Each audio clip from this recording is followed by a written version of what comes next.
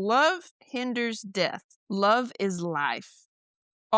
Everything that I understand only because I love. Everything is, everything exists only because I love. Everything is united by it alone. Love is God. And to die means that I, a particle of love, shall return to the general and the eternal source of love.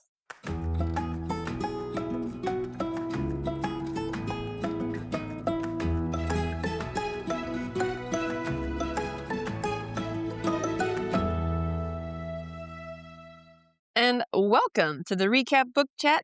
Thank you so much for stopping by today. We are going to celebrate love today in the month of love. And because of Valentine's Day coming up, we decided that we're just going to do a podcast over love. And we're going to pull out some quotes from previous books we've covered about love and really just highlight love. So, Or welcome. you usually say do a deep dive. We're going to dive deep into. Dive deep into love. And well, I found a couple of them. You did not read this book, but this is a good one to start out with. It's the Indigo Girl. Love can heal the deepest wounds. Mm, Isn't that that's beautiful? good. That is good. And this was you did read this one, Where the Lost Wander by Amy Harmon. It is not love if it doesn't hurt, ... The pain, it's worth it. It's the only thing that is. That's good too. And this goes with it. This is Wendell Berry, A World Lost. That light, quotation marks, can come into this world only as love, and love can enter only by suffering. So those kind of all went together. They did kind of like love and suffering. Yeah, and that goes with Jesus. He suffered for us, and that is love. We think love in our distorted viewpoint, we basically have the maturity of a 6-year-old. We think love is when everything goes our way. When you give me what I want, you love me. But C.S. Lewis in the Four Loves, he calls that smother love. And that, every time that you withhold consequences from a child, it's a lesson that's lost and they become more dependent on you. And that is not love. I think in his book, The Four Loves, he calls that need love. And The Great Divorce, which I think we read, he called it something else in that book because it was defective love. Neither one of those sound good. It's interesting because the enemy, it doesn't really create, it distorts. So, because God is the creator, God creates, the enemy distorts. And so that's what we see there. We don't see a new version of anything, but they take love and they distort it. And that's what you're talking about. You're talking about where it may even look okay on the outside. It's like, okay, well, that makes sense. But then it's distorted and it doesn't bear the fruit that true love does. Amen. That's right. Well, when you go to 1 Corinthians 13, Paul tells us and breaks it down what love looks like. And nobody likes the word patient, but that's what he starts out with. Love is patient. And that is hard. I'm not going to lie to anybody. Patience is hard. But that made me think of the dad, and I forgot his name, but the dad in the book Peace Like a River. Was he not Patient. patient? So Yeah. patient. That's a good connection. But I was just and I wanted to see what you would think if you come up. And then for kind, I thought about the dad. I don't know where the mothers are here, but the dad in Ordinary Grace, because he was so kind. And a quote from him was, "Every man handles in a different way the damage war did to him." And he was giving grace to these people who were damaged from the war. And I think that, and his son described him as my father and his great embracing heart. And that's kindness, where I think, are you having a bad day? This is trigger for you, or how can I help you? And I think that helps us. In Jacob Hudgens' book, The School of Christ, he says prayer reminds us not to go through hard times alone. And that's what that Ordinary Grace did. The dad in that just is praying and trying to help all these people, but he always puts God first. And Yes. that's how he does what he does. Because when you read that book, you're thinking, how is he doing? And that's the same way as the dad in Peace Like a River. How do they do what they do? But they don't do it. God is with them. And that's what Yes, that's good. They're reflecting God. And man, when you said patience and kindness, it made me think of Les Miserables by Mm, Victor Hugo. I mean, the priest, you know, the bishop, yes. the bishop. Yeah, he was reflected those so beautifully. And it changed so many lives. And I do have a quote because I was trying to pick from some of those. Les Miserables, to love or to have loved, that is enough. Ask nothing further. There is no other pearl to be found in the dark folds of life. Mm. Who said that? The Do what? bishop? Did the bishop say that? I don't know. Could have been but I mean that to love or What to find. To to have love or have loved, that is enough. Ask nothing further. There is no other pearl to be found in the dark folds of life. And then again, to love another person is to see the face of God. that's really good. Yeah. I mean, it's just powerful Yeah. that you can bring that out through literature. And then, even Paul in his writing there, he does say it is not. So he says, it does not envy or boast. And when I hear boast, I always think of Goliath because he goes out there and he's boasting, like, what if Mm, you send somebody down? You little scaredy cats. yes. And that's boastful. And then David very humbly goes down there with his 5 little stones, and we know that the rest of that story, but the envy and that reminded me of that book we read about the vices. Envy is just such a destructive Mm, vice, you know? yes. And when you go down the road of destruction, you think of the brothers Karamazov because you had that Mm, dysfunction, but yet you had the love from Alyosha. So that's always a strong one it's a to good yeah. connection. And then his next one, he says, is not arrogant or rude. I don't know if you read the Brant Hansen book, The Truth Among Us, but he has a quote in there that says, whoever hates correction is stupid. And to me, that is powerful because I have to, and I think we've talked about that. To be a good student, to be a learner, you have to be humble. And when you're going through trials, even you can say, what is God trying to teach me here? What does He Mm, want me to learn? How can I yes, grow from this? Not usually what we think of. We pray to end it right now. yes, I want this ended yesterday, you know, but it's kinda yes. and does not insist on its own way, and that goes back to Brothers Karamazov. I don't know if you Fyodor said, "I act up because I'm insecure." That kinda reminds me of women when it's that time of the month. "Well, it's that time of the month. Naturally, I'm cranky," or whatever. Well, you don't get a pass. You're insecure or going through so you still can't be a jerk, you know, because if that were true, Jesus would have been screaming at people. He'd have been yelling, kicking, and he didn't. He didn't do any Yes, of that. He was very humble because he had his eyes on God, I think, and yes. that's where we need to make sure because and what about this one? Is not irritable or resentful. I thought of Abigail's husband. Remember Nabal, who was all mad about David and all that, and he just kind of turned to stone. So, Mm, yeah, I mean, I guess it built up or yeah. something, and then she got to marry David. And this is really good. This is also from Paul says, rejoice with the truth. And in Brant Hansen's book, The Truth About Us, he quotes Thomas Merton. And this was so good. There's 2 quotes that go with that. A saint is not someone who is good, but who experiences the goodness of God.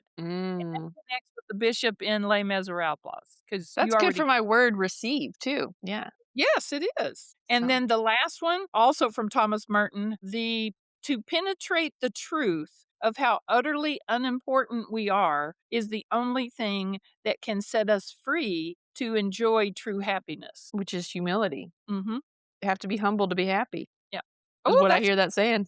there you Yeah. go. You gotta be humble to be happy. Mm. You know how there's children's books that you people normally would read to that to like I remember I used to read to you guys the love I it was about the little mother rocking her kids. Remember? She rocked her son and he got great Oh, big. yeah. Oh, I have that book. I love that, yeah. I love you forever, I'll like you Yeah, for that's it. always, as long as I'm living, my baby Oh, you'll be. yeah. I doubt that your, brother could recite that, but you're a mother who's read it. But, when you read that, you see the sacrifice. You do see sacrifice in love, or at least getting out of your comfort zone. This is one that might not get a lot of press. It's Great Joy by Kate DiCamillo. The little girl in here is concerned about a homeless man. She's worried about him. She wants to give money to the homeless man. I think she does give some of her money. It just shows you that great joy comes by the person who is not thinking about themselves. They're thinking Mhm. about someone else. Well, and we would be remiss on this podcast not to mention another podcast that you introduced me to is Love Better podcast. Amen. And what's his name? Scott Meyer. Scott Beyer, the Love Better podcast. You gotta check it out. It's not very long. He does such a good job. The main goal of the podcast is to help us love better, and he gives a lot of historical examples. He ties in cool stories, but they really stick with you the way that he does it. So, you gotta check that out, the Love Better podcast. I love the way he ends that. He said, "You are loved. Remember, you are loved. Now go love better." And I always Yeah. go, "Scott, we'll do that. We'll do that, Scott." It's motivational. You're like, And, your dad and I listened to him because he preaches in Kentucky, but he has, like, 8 kids, and they adopted them. So I guess I respect him because I know he's living what he's preaching. "Yeah." And when that happens, he validates it with his life, and that's a huge difference. Mhm. I was just like, "Yes, definitely check out Love Better." Yeah. And occasionally, he has an interview with someone, and that's an hour, but most of the time, it's like 15 minutes, Yeah. 20 minutes, but It's another perfect in the car, and even it's family friendly, like, we all like it. always. I mean, I remember, several and he tells you we're gonna learn how to love difficult people, we're gonna learn how to love something unwanted, because one was about the boll weevil, and this one town embraced the boll weevil, and he tells you why and everything. Well, everybody else is just it's killing us, it's killing us. But I'm thinking, you look through the Bible and you see, like, Hannah didn't have a child, and she prayed to God, but she also gave that child up. It was sacrifice. Yes, she did what she promised God she would do, and then God blessed her with what was it, 2 more boys and 3 girls, or 3 boys and 2 like, 5 other kids, I think. And, So, part of her distress in that and I can't remember her name because you don't usually remember the bad person, the one that's acting like a jerk, was it's a hard name to say. Elkanah's other wife who was jeering at her, jeering and making fun and all that, and you're thinking, "Why is she doing that?" But I think you can go back to the brothers Karamazov. "I act up because I'm insecure." So Mm, she knew that Elkanah loved Hannah, and, hence the reason God made Adam and Eve. He did not make Adam, Eve, Sue, Joanne, Carol. I mean, you know what I'm saying? He made yeah. Adam and I have a good quote from War and Peace, Leo Oh, wow. Tolstoy. So, and this is great, and we haven't read this in a while, but It's love been a minute. it's been a minute, yeah, like a couple almost 5 years or I don't know. It's been a while, but this is so good.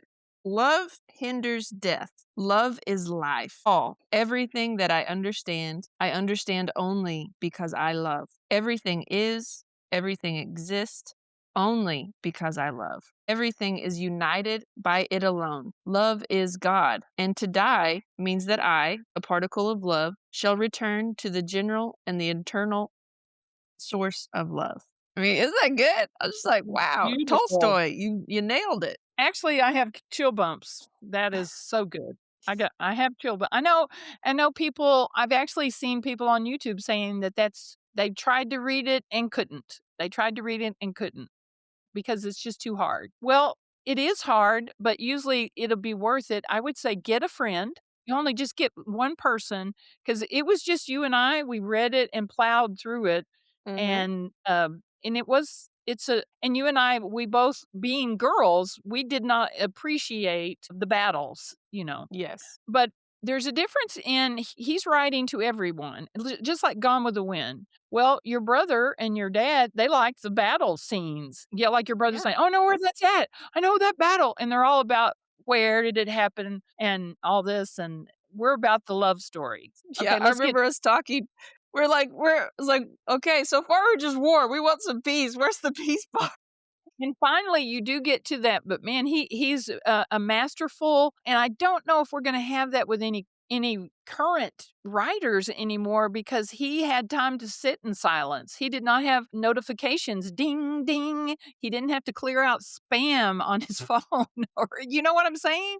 It was a different Yes, world for it was Tolstoy. you could pontificate, which I love saying Ooh, that, that's a fun word, which means just to, like you said, sit there and think. You're just and you get in pontificating is deep thought, not just like, "Oh, what am I gonna do tomorrow to" no, it's like deep thinking, and here's one that came out of that. Here's another one, and you're gonna love this, from War and Peace, Tolstoy. "You can love a person dear to you with a human love, but an enemy can only be loved with divine love." mm, So, wow. yeah, isn't that powerful that yeah, Mhm. and I think there is something about with your own, your own family, flesh and blood, there's something to that human love, but which is really kind of just reciprocal some and on some levels. But when you love an enemy, you can't do that out of your own will. That has to come from that's God. divine love. I thought that was good. That is so powerful. You know what? How could Jesus be hanging on the cross after the beatings and the cruelty, the mocking, the spitting, and he says, "Forgive them." Mm, And then the power of that Roman soldier, the centurion who said truly he was the son of God. Wow. I mean, 'cause so what happened, what he saw Jesus go through and the love that he showed, then you have a Roman the guy who was executing him yes. changed. Yes. Isn't that powerful? I I don't mean, think we we think don't. about so many didn't obey. Well, not everybody you talk to is gonna be changed. But man, to change the Roman soldier, the centurion, I think, wow, that's powerful. That That is is a testimony. powerful. That's a good point. If you dig through and get through like a tough one like War and Peace, you will be rewarded by that. It's just like the Bible. People say, well, you know, I was good through Genesis and Exodus, but Leviticus, man, Leviticus slowed me down. And, well, get a buddy and kind of just keep going. I think just keep, there's Bite something in size. Leviticus. Yeah, there's Bite-sized something in pieces. and I'm, like, I do get I be to be honest with you, because it can be bad if you're reading, like, 6 different books at one time, and, so you tend to go like, if you're reading Emma and Lord of the Rings, you're gonna go toward Emma because it's easier, and she has a love triangle going on, like, who which guy is she gonna pick? And there's 3 and all this kinda stuff. But then when you get invested, like when I finally got into Lord of the Rings, now it gets equal time. I said, "Oh, I'm gonna read Mhm. some out of that." But not until I got invested in that. So, like, knowing your characters, and I think C.S. Lewis in The Four Loves said something about family. You think you can treat your family terrible because they have to love you. And whereas other people, I mean, there's a joke about a little boy who was getting in trouble by his mom, and then when the phone rings, she answered it. He says, "Hi, how you doing?" So when she hung up, the little boy said, "Talk to me in your telephone voice." Uh, Oh, well, we ought to talk to everybody in our telephone voice, mhm. you know. But it is a choice, but yet I do think we do take those closest to us maybe for granted, you know. It's But true. I That's a mean, good point. We need yeah. to love better, as Scott Byer would say, and really I think some of those are habits, those are bad habits, and so really the Habits of the Household book is very helpful in, like, the helping set up those routines where we can love better, like, having Mhm. that nighttime blessing where you have to think it's hard for you to be mad at someone and bless them. So it's you have to deal with that, Yes. okay, and Mhm. deal with that, and then you can do the blessing. I think another good book when you were talking about Jesus dying for us and thinking of other all of us, essentially, that comes through in that, Saving My Assassin book, Mhm. where she is about to be this guy has been ordered to kill her, he's hired to kill her. He's in her office, they're alone, he's much bigger than her, he has a gun pointed at her. I mean, just because she's a Christian. This is in Romania, I think in the '90s. So, just because of that, and she's been helping Christians and smuggling Bibles and things, just because of that is why this hit was ordered for her. And instead of begging for her life, she loves him enough. She's not preaching, but she's telling him about the gospel. She's asking him questions. And that love that she has for him, even though he's trying to kill her, changes him.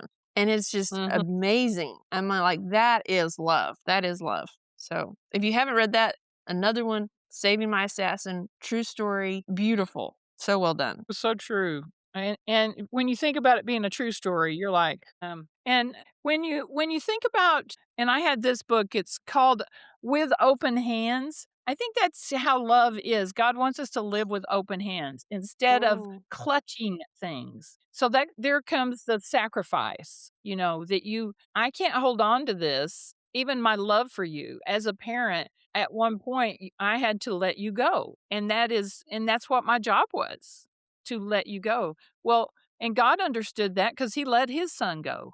mhm, It is, but living with open hands, like I have two friends right now, both having health situations. One is living close handed, worried, and she calls me every day or every other day telling me to pray for her. Well, she's on my list. I am praying for her, but she's living close handed. The other one had a broken foot for 2 months, walking around and everything, never said anything, never complained. She's making jokes. She's doing all that. And when the one that had the broken foot finally did go to the emergency room because she kept falling, and the closed-handed one called her like 6 or 8 times while she's in the emergency room, won't quit because she wants the attention. And it says that in here. People that are praying for others do not seek attention. Those seeking attention are all the time putting themselves out there. And I think that one, the closed-handed friend, she not saying that about all, but it does seem easier for someone that's an only child to be that close-handed person because they did not have siblings and they didn't mm, have to share.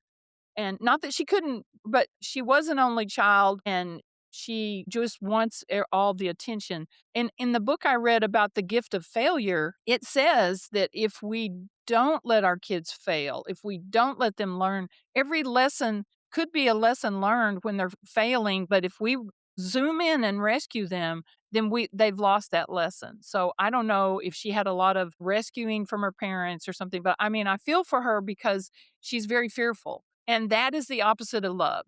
The mm, opposite of love is not hate, but fear. And she's the good most point. fearful person that I know. And of course, I mean, she has health issues, and I realize that, but so does the other one. They both But have a lot of health times issues. fear causes health issues. It causes Yeah. breakdowns of our because we're not supposed to live in fear. We're supposed to live in love and truth. So yeah. Yeah, but Um, those are just a real life example that you will not be happy if you are thinking about yourself. You've got to think about others. And this is a children's book, and it's called The Cat from Hunger Mountain, and kids oh, love that's this book. great. Yeah. The cat thinks about himself and he is arrogant. He is rude. He's all the things Paul says not to be. But then a famine in the land changes everything and he doesn't have any food and he has to go down where the beggars are and it changes it. And the kids just love this because there's lessons to be learned from that. These are not typical warm and fuzzy love books, but sometimes I think you can go in the back door and those bad characters can teach you as much as the good ones. Yes. For sure. That's a yeah, my boys love that book. And that is sometimes those picture books can really hit home in a very concise way. They can get a message across in a very concise way. But I would like to take the opposite. So I think I what you're saying about being selfish and that is not good. The other side is true too, where so some people struggle with that. Some people struggle with wanting the intention being selfish. Other people struggle with not taking care of themselves, trying to take care of everyone else. And there's a Mhm. quote from Heart Talk, it's Poetic Wisdom for a Better Life, Cleo Wade. And one of the quotes in there is love is an action, a thing in motion. Therefore, it requires fuel. Only a fuel tank can go the distance. So there is an element of we have to love ourselves. We have to take care of ourselves in order to love and serve others. So, and I know that's more of a struggle for some than others. The Bible says avoid extremes. So we don't want to be on one extreme where you don't take care of yourself and it's all about everyone else. And the other extreme is you're all about yourself and don't take care Mm. or help anyone. We really need to be more in the middle, finding that balance of taking care of yourself because our body is a temple and making sure that, we have the nutrients and the emotional space and all of that. If we can put boundaries and set time for us to have quiet time and meet with the Lord, and we need that in order to love others fully. In order to love others to the best of our ability, our tank does have to be full, because that's why I love that quote. Love is an action. And so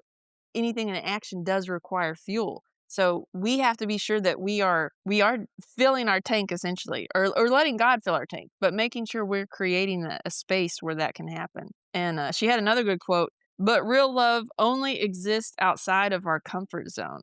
I thought that was good too. That goes with the sacrificing, doesn't it? It does, but she has a lot of good nuggets in there. Well, you can't pour from an empty cup, but I will say that C.S. Lewis looks at that differently. He says that that is, you think everything is hinged on you, and you're still concentrating on yourself. Even though you may not be, you're fixing the kids' lunches, you're doing their laundry, you're doing all this stuff because that's a need love. And you're, instead of saying, okay, Tom, you Mm. do the laundry, you do this. So it's still a distorted love. It's not a good love. Yeah, you're right, That's what because he it's a said. people pleasing. You're trying Mhm. to please them so that they will love you almost. So that makes sense. Yeah. Well, you're kinda in the or you think nobody can do it but you. I am that important. No one can do this laundry like me like I can. No one can make a bed like I can. Well, as Well, thinking of myself, I don't think that way because I've struggled with this, but I don't, it's not that I'm important. It's more of the people. It's kind of it's a bad habit of people pleasing. And that comes from a lie that I believed early on, that to be loved, I had to please the people around me. And that's very stressful. It's not, that's not what God intends at all, because even now when I walk into a room with people, if I'm not grounded, if I am not aware, my default is I'm, like, making sure everyone's okay. Like, if mm, someone is upset in a room, my anxiety goes off, and I'm, like, trying to please them to make sure that so that's my default, and it's very unhealthy. And so I have to be very cognizant of that, and it's not because I think I'm important, I'm the only one. I think it goes back to it really goes back to love. I want to be loved, and I feel like I want everyone to be happy, and that's how, I feel loved. So I feel well, like if I rock the boat, then people won't love me, which is not true. That's a lie. But yes. but breaking that is difficult. There's a shout out to, and I will put it in the show notes, Rebecca St. James and Dr. I think his name's Hera. They have a podcast and they talk about that kind of raising children and doing all that. And kind of like it's very practical information. And he said ages and stages, like Focus on the Family gives you that. Like your kids need to be, we need to be aware of as parents what kind of age and stage your kid is comfortable in. Anyway, Dr. Herrera said his daughter said he's trying to make her happy. Like you said, you wanted everybody to be happy. His daughter, and she was 6, and she said, Dad, give me space to be sad. And he said, that spoke volumes to me because I wasn't. I was trying to, and in the Bible, it says it's better to lament, better to be in a house of mourning than a house Mhm. of feasting. We don't, our society doesn't do that. But I think there's, give them, and that gift of failure, again, it said, let your child sit in silence and figure out what they did wrong. And in that book, it also said, find your mute button. And I was like, yes, I needed more muting when I was definitely need to find our mute button and let them Mhm. sit in silence. But our society is very uncomfortable with that. I mean, you don't, I think years ago there was like when we go back to Tolstoy's time, he knew how to sit in silence because he had no choice. But now we've got we've Well, got and it's this. like, you're right. We are missing out on the full human experience, and our society is like, you should be happy all the time, and that's not true. But that's what something's wrong if you're not happy. But that's why reading these classics is important. Lord of the Rings, I mean, they're definitely not happy all the time, but they held space for each other, and that's okay. Like, the elves will sing mournful songs, like when they thought Gandalf died, they were lamenting, and it was beautiful, but Mhm. in a sorrowful way, but they just held space for that, and to feel not okay, to feel sorrow or to feel different things. So, That's a good point. Well, actually, in The Gift of Failure, she said that struggle draws families closer than happy times. The struggle, like what we got through, we lost someone, we did that, it brings them closer. And I've seen that to be true. I mean, I know when your dad was going through radiation treatment, you came up, Cam stepped up and everything, and we did become closer even though something bad was happening. And it does draw you closer together. But This you do have to is be I secure, and you have to be yeah, secure in love that you are loved, and that only comes from God. And that's how you're and able to hold space. for people. And he says, C.S. Lewis says, it's a terrible need to be needed. Often, if they don't feel needed, people, he says, find an outlet in pampering an animal. And I thought, wow, because, I've heard of people say, my dogs are my babies. And I think, well, you could go and visit people in an orphanage or go to the assisted living or something and visit people. I'm not against an animal, but that's a lot of emotion pouring on someone on something that shows you they have a need to be needed. And maybe reach out to people too. I mean, you know what I'm saying? Mhm. Sometimes because animals are easy. They love you and it's very convenient love.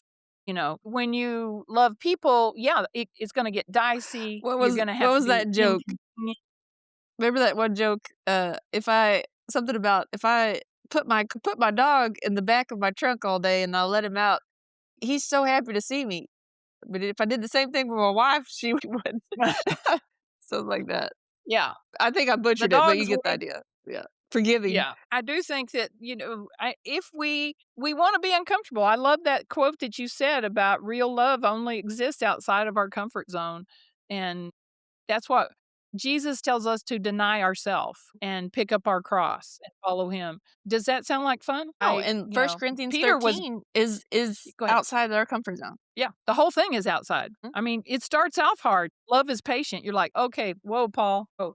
But this is a guy I just read in Acts, I think it was 13 or 14, somewhere 13, 14, where they were trying to worship Paul and Barnabas. And before you get through the chapter, they stoned Paul. yeah, I said, and in my margin of my Bible, I moody. put, what are these people? Are they bipolar? Yeah, But and they were the same people, but they had some people go through and distort the thinking of the people. They try to worship Paul, and Paul's like, "No, we're just men." And then makes next me thing you think of know, they stoned him. Worm Tongue in Lord Oh, of the Rings. yes. I mean, those people exist. That it can turn a crowd, but that's a great example of people not really being grounded, being easily swayed. So yeah, Mhm. they went from worship to stoning. But okay, let's And, wrap it up. Give us something to end on. well, I would say we know that, I think to love better, to borrow Scott Byers' phrase, to love better, we have to do better. We can't Brant Hansen did a whole bunch on that about change. We do not like change. We don't. It's uncomfortable. So, like, you shared with us that when you walk in a room, you're looking around and wanting everybody to be happy or whatnot. Just, now go in there and find one person and kind of get a relationship with that one person. I try to pick someone I don't know and go sit by them and try to Mhm. build more of a rapport with them. And I don't even look at the rest of the room because I can only pour from a cup that might be a little bit full, but you can't help everybody in the room. So we're not like God.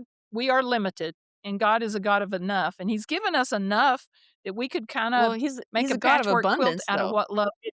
He's an abundant God. Yeah, but he I is think the we God of enough. Like, well, we always know that he's abundant, but when a mother is serving her family and doing everything, she doesn't know when enough is enough. Like God said he made the world in 6 days and then it was enough. And then yes, he rested. We don't know. We're terrible at that. We're terrible at saying I've done enough, I need to rest. that's true. We don't we don't think we don't think we need to rest. I Mhm. know I didn't, and then health problems come, like you said, when you keep going, but I must have thought that I was just, I've gotta go to school. I have to go to school. Well, it's not like they don't have substitute, but they would say, "All the subs are working." Well, I'm not the only one who could do it. I think we Mhm. like that feeling that we've got to do it, it's important. But, I think that's how we can grow is to do something different, like you said. Get out of our comfort zone.